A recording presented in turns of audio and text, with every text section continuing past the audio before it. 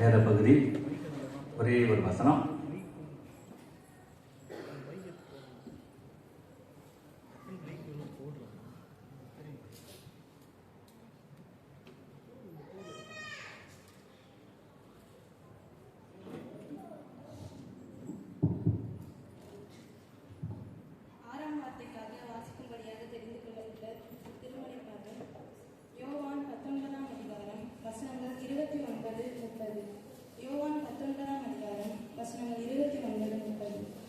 காடி நிறைந்த பாத்திரம் அங்கே வைக்கப்பட்டிருந்தது.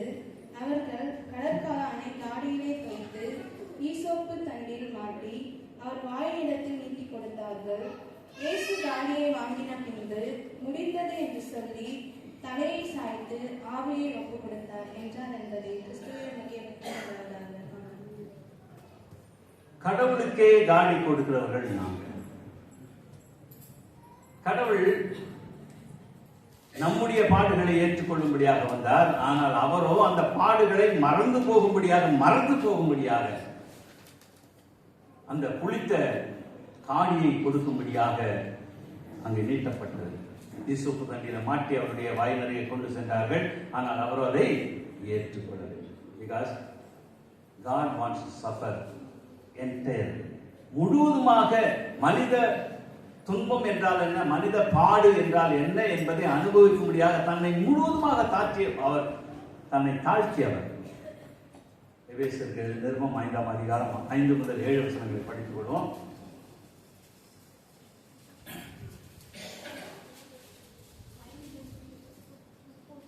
எபேசியர் 2ஆம் அதிகாரம் 5 முதல் 7 வசனம்.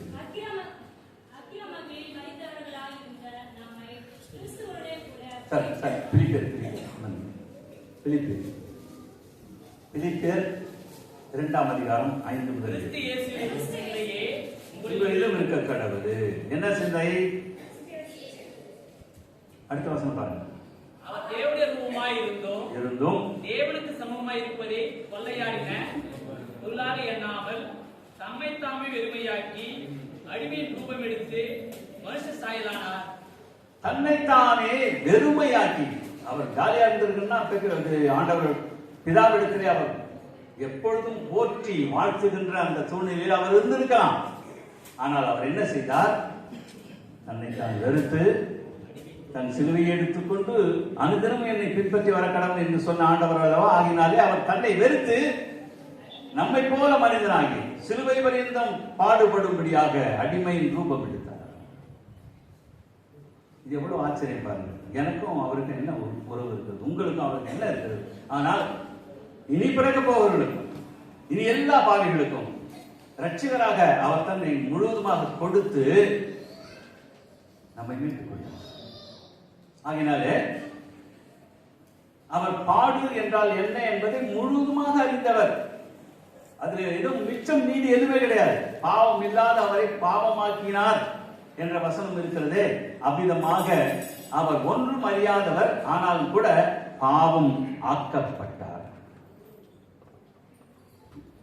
பிதாவானவர் என்ன சொல்லி அனுப்பினாரோ பிதாவின் சித்தத்தை நிறைவேற்றும்படியாக உங்களையும் என்னையும் ரட்சித்துக் கொள்ளும்படியாக ஆண்டவர் இயேசு கிறிஸ்து சிலுவையிலே தன்னை முழுவதுமாக ஒப்பு கொடுத்தார். ஆகினாலே அவர் வந்த உலக வாழ்க்கை, இந்த உலகத்திலே வாழ்ந்தோம். எவ்வளவு வருஷம் வாழ்ந்தாரு? 33 வருஷம். அவ்வளவுதான். வாலிபனாக அவர் மரித்தார். அந்த 33.5 ஆண்டு வாழ்க்கை முடிந்தது. நான் வந்த வேலை முடிந்தது, என் பணி முடிந்தது என்று சொல்லி அவர் தன் ஆவியை ஒப்பு கொடுக்கிறார். முடிந்தது என்று சொல்கிறார். என்னுடைய வேலை முடிந்தது. என் வேலை முடிஞ்சிச்சு. யார் வேலை எப்ப இருக்குது? நம்முடைய வேலை. உங்களுடைய வேலை, என்னுடைய வேலை. அவர் செய்து முடித்து அதற்கு என்ன ஆரம்பிக்கிறார்? மார்க் 1ஆம் அதிகாரத்தில் சொல்லுகிறார், மனம் திரும்புங்கள், பரலோகராஜ்யம் சமீபமாய் இருக்கிறது என்று ஆரம்பித்து வைத்தாரே. அந்த இனாகுரல் சர்வீஸ் தொடங்கிய பொழுது இப்பொழுது முடிய போகிறது. அவர் சொல்லுகிறார், ஏன் வேற முடியும்? அம்மா சமையல் செய்யும் பொழுது ரொம்ப கஷ்டப்பட்டு செய்துவிட்டு சொல்வார், சமையல் முடிஞ்சிச்சுப்பா அப்படின்னு சொல்வார். அல்லது ஒரு ஓவியன் டிராயிங் வரைகிறான் அல்லது சிலை வடிக்கிறான், அவன் என்ன பண்ணுவான், அதை செய்து போய் தூரமா போய் பார்ப்பான். பார்த்துட்டு ஒவ்வொரு ஆங்கிள் பார்ப்பான். இப்படி பார்த்தால் சரியா இருக்குதா, அப்படி பார்த்தால் சரியா இருக்குதா என்று பார்த்து கடைசியில அவன் முடிந்தது என்று எழுதும்படியாக டெட்டலாஸ் என்கின்ற வார்த்தையை அவன் எழுதுவான். கிரேக்க வார்த்தை அது. டெட்டலாஸ் என்றால் என்ன? இந்த பணி அங்கு முடிந்தது, முடிந்து தீர்ந்தது, முத்தாய்ப்பானது என்று சொல்லும்படியாக அவன் எழுதுவான். அதுபோல ஆண்டவர் முதலிலே படைத்தார், மனிதன் விழுந்தான், கீழ்ப்படியாமலே விழுந்தான். அவனை மீண்டுமாக ரட்சிக்கும்படியாக ஆண்டவர் இயேசு கிறிஸ்து தன்னையே முழுமையாக தன்னுடைய சரீரத்தை பிட்டுக் கொடுத்தார். அது மட்டுமல்லாமல் தன்னுடைய ரத்தத்தை சிந்தினார். ரத்தத்தினால் ஆகிய புதிய உடன்படிக்கையை எழுதினார். அந்த உடன்படிக்கையின் வாயிலாக நாம் எல்லாம் மீட்கப்பட்டிருக்கிறோம். ஆகவே என்னுடைய ரட்சிப்பின் வேலை முடிந்தது. நான் அனைவருக்கும் ரட்சிப்பை கொடுக்க வேண்டும். பாவிகளை நேசிக்கிறார், பாவத்தையோ வெறுக்கிறார். பெங்களூர் பட்டணத்துக்கு வாங்க, பாவ நாசர் ஆலயம் அப்படின்னு ஒரு ஆலயம். பாவ நாசர், பாவத்தை நாசம் செய்கிறவர், ஒன்றுமில்லாமல் செய்கிறவர், அழிக்கிறவர். மற்ற தேவர்கள் எல்லாம் அழிப்பதற்காக இந்த உலகத்தில் அவதாரம் எடுக்கிறார். ஆனால் நமது ஆண்டவர் இயேசு கிறிஸ்து நம்மை ரட்சிக்கும்படியாக, மீட்கும்படியாக ஜீவனை கொடுக்க வந்தார். யோவான் 10:10 சொல்லுகிறபடி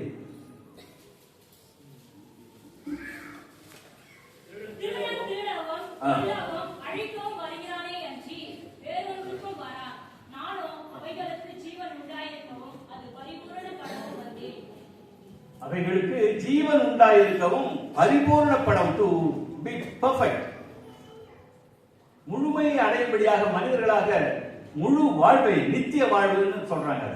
நிறைவாழ்வு அப்படின்னு வேற மொழியில சொல்லலாம்.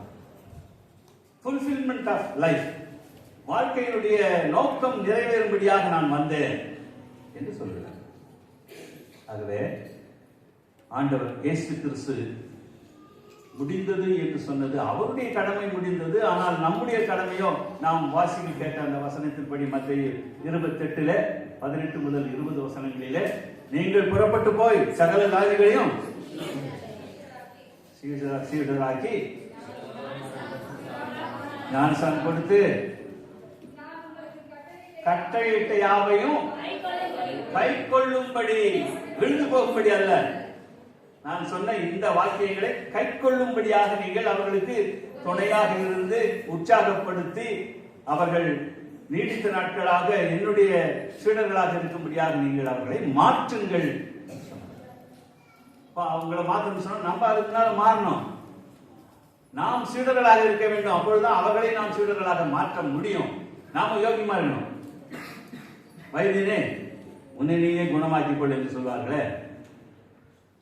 டாக்டர் கிட்ட போறோம், ஐயா ஒண்ணுமே உடம்பெல்லாம் வலிக்குதையா, கனகனகனன்னு இருக்கு, ஜுரம் போல இருக்குது அப்படின்னு சொல்லும் பொழுது, இன்னும் சில டாக்டருங்க என்ன பண்ணுவாங்க, நாக்கு நீட்டு சொல்லுவாங்க, கண்ணை எப்படி பார்ப்பாங்க, டார்ச் அடிச்சு பார்ப்பாங்க, இதெல்லாம் பார்ப்பாங்க. அப்படி டார்ச் அடிக்கிறதுக்கு வந்தவர் கொஞ்சம் நான் சொல்லிட்டுங்க அப்படின்னாரு. எப்படி இருக்கும், ஏண்டா இருக்க போனேன்னு. வைத்தியர் என்றால் அவர் குணம் உள்ளவராக, ஆரோக்கியம் உள்ளவராக இருக்க வேண்டும். இந்த காலத்து டாக்டருங்க யாரும் சாதாரணமா கை கூட தொடர்ந்தது. அப்புறம் சொல்லுங்க அப்படின்றாங்க. என்னவோ நம்ம உறவுக்காரர் மாதிரியும் அப்புறம் சொல்லுங்கன்றாரு. ஏன் அதை கண்டுபிடிச்சுதான் என்கிட்ட வந்தோம். இல்லாதெல்லாம் எழுதி கொடுத்துருவாரு. இந்த எக்ஸ்ரே எடு, அதை எடு, இந்த டெஸ்ட் எடு, அந்த டெஸ்ட் எடு, 1500 ரூபாய் வாங்கிடுவாரு. அதுக்கப்புறம் ரிசல்ட் எப்படி வரும், ஒண்ணு இல்லை. ஒருத்தர் ரொம்ப மர்மம், ரொம்ப பெருமையா வந்து, மாமா எனக்கு ஏதோ இருக்குன்னு சொன்னீங்களே, என் தலையில ஒண்ணு இல்லையா, இந்த ரிப்போர்ட் வந்துருக்கு பாருங்க, 1500 ரூபாய் பிடிக்கிட்டாங்க.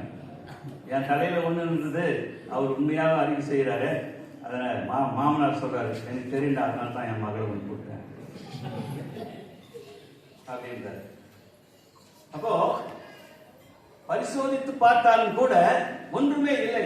நிறைய இன்னும் சில பேர் சொல்றாங்க, ஒண்ணுமே தெரியல, என்னவோ ஒரு மாதிரி இருக்கு, நடந்தா கூட கூட வருது, கண்ணு முன்னா தூக்கம் வருது. இன்னும் சில பேர் கண்ணு முன்னா கூட தூக்கம் வருது இல்லையா? அப்படிதான் ஒருத்தர் சொன்னார், அம்மா எனக்கு என்ன வியாதினே தெரியலம்மா, அலோபதி பார்த்தாச்சு, ஹைட்ரோபதி பார்த்தாச்சு, இன்னும் அந்த பதி இந்த பதி சீதாபதி எல்லா பத்தி பார்த்தாச்சு. அப்போ அந்த அம்மா சொன்னாங்க, அப்போ நீங்க போக வேண்டியது வெட்டினரி டாக்டருக்கு தான். நான் என்ன மிருகமா? அப்படி இல்லைங்க, நான் சொல்றது கொஞ்சம் பொறுமையா இருக்கு. காலையில எழுந்துக்கிறீங்க, எப்படி குளிக்கிறீங்க? எப்படி குளிக்கிறீங்க? காக்கா மாதிரி குளிக்கிறீங்க. சில பேர் பாத்ரூம் நுழைஞ்சு இப்படி டக்குன்னு வந்துடுவாங்க, என்னன்னா குளிச்சுட்டா அப்படின்வாங்க. காக்கா மாதிரி குளிக்கிறீங்க. டிஃபன் வைக்கிறேன், சாப்பிட்றீங்க, நியூஸ் பார்க்குறீங்க, அப்புறம் மொபைலில் பார்க்குறீங்க, லேப்டாப்பை பார்க்குறீங்க, டிவி வேற பார்க்குறீங்க. நான் கொடுத்தது அப்படியே முழுங்குறீங்க. எப்படி சாப்பிட்றீங்க? நீங்கள் குரங்கு மாதிரி சாப்பிட்றீங்க. ஆஃபீஸுக்கு போகணும்னு சொல்லி பஸ் பிடிக்கிறதுக்கு ஓடுறீங்க. எப்படி ஓடுறீங்க? உதற மாதிரி ஓடுறீங்க. ஆச்சா, அங்க போய் எல்லாரையும் வேலை வாங்கும்போது நாய் மாதிரி கத்துறீங்க. அங்கிருந்து வீட்டுக்கு திரும்பி வரீங்க, வந்துட்டு ராத்திரி சாப்பாடு சாப்பிட்றீங்க, மறுபடியும் முழுங்குறீங்க, முதல்ல மாதிரி முழுங்குறீங்க. ராத்திரி படுத்தாக்கா தூக்கம் எப்படி சத்தம் வருது? எருமை மாதிரி தூங்குறீங்க.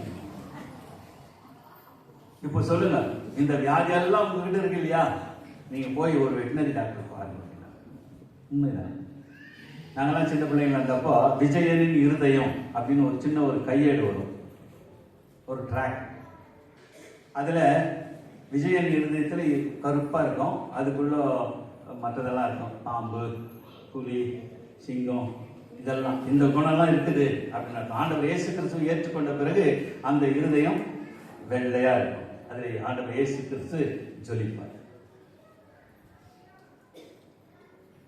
ஆண்டவர் நமக்கு கொடுத்திருக்கிற ரட்சிப்பின் முடிப்பை, ரட்சிப்பின் பொன்முடிப்பை நாம் வாங்கியிருக்கோம். அது நம்முடைய சிரமத்தால் வந்ததல்ல, நாம் பட்ட கஷ்டத்தால் வந்ததல்ல, அவருடைய சுத்த கிருபை. விசுவாசித்தா போதும். அவர் சொல்றது அதுதான். ஆபிரகாம் விசுவாசித்தான், அது அவனுக்கு நீதியாக எண்ணப்பட்டது. நான் உனக்காக மரித்தேன் என்பதை நீ ஏற்றுக்கொள், விசுவாசி. இயேசு கிறிஸ்து விசுவாசி, அப்பொழுது நீயும் உன் விட்டாரும். நல்ல வசனம் தெரியுத. அப்புறம் என்ன? ஆகினாலே ஆண்டவரை விசுவாசிப்பது தான் முக்கியம். விசுவாசம் தான் முக்கியம். நம்பிக்கை தான் வாழ்க்கை. வெறும் கல்யாணி நகையை வாங்கும்போது மட்டும் நம்பிக்கை இருக்குன்னு அவசியம் இல்லை. லலிதா ஜுவல்லரி வாங்கும்போது மட்டும் நம்பிக்கை இருக்குன்னு அவசியம் இல்லை. வாழ்க்கையில ஒவ்வொரு நேரமும் ஒவ்வொரு முடிவெடுக்கும் பொழுதும் நம்பிக்கை மிக மிக அவசியம். ஆகவே இல்வாழ்க்கையிலே, குடும்ப வாழ்க்கையிலே, திருச்சபை வாழ்க்கையிலே, சமுதாய வாழ்க்கையிலே நம்பிக்கை என்பது மிக மிக அவசியம். ஆண்டவர் எனக்காக செய்து முடிப்பார், எனக்காக யுத்தம் செய்வார். ஆமென். கேட்டதான் சொல்லுமா? எனக்காக அவர் யுத்தம் செய்வார், எனக்காக அவர் ஜெயத்தை கொடுப்பார் என்று நினைத்து நீ வாழ்வாயானால் இந்த ஆண்டு புனித வெள்ளி மட்டுமல்ல, ஈஸ்டர் உயிர்த்தெழுந்த திருநாள், அது நம்பிக்கையின் திருநாளாக இருக்கும் என்பதிலே சந்தேகம் இல்லை. தலைகளை தாழ்த்தி ஆண்டவரை நோக்கி ஜெபிப்போம். நம்பிக்கையின் துர்கமே, உம்மை நன்றியோடு துதிக்கிறோம், ஸ்தோத்திரிக்கிறோம். முடிந்தது என்று மிக அழகாக இந்த உலகத்தினுடைய உம்முடைய ஊழியம் நிறைவேறிற்று, ரட்சிப்பின் முயற்சி முடிந்தது என்று சொன்னீரே, அந்த ரட்சிப்பை நாங்கள் மற்றவர்களுக்கு அறிவிக்க நீர் உதவி செய்ய வேண்டும் என்று மன்றாடும். ஆசீர்வதியும் ஆண்டவரே. ஏனோ தானோ நாங்கள் வாழ்ந்தால் போதும் என்று சுயநலத்தால் அல்ல, மற்றவர்களையும் கருத்தில் கொண்டு அவர்களோடு பகிர்ந்து கொள்ள உதவி செய்ய எங்கள் ஆண்டவர் இயேசு கிறிஸ்துவின் இன்ப நாமத்திலே ஜெபிக்கிறோம் கடவுளே. நிறைவு வாக்கியத்திற்குரிய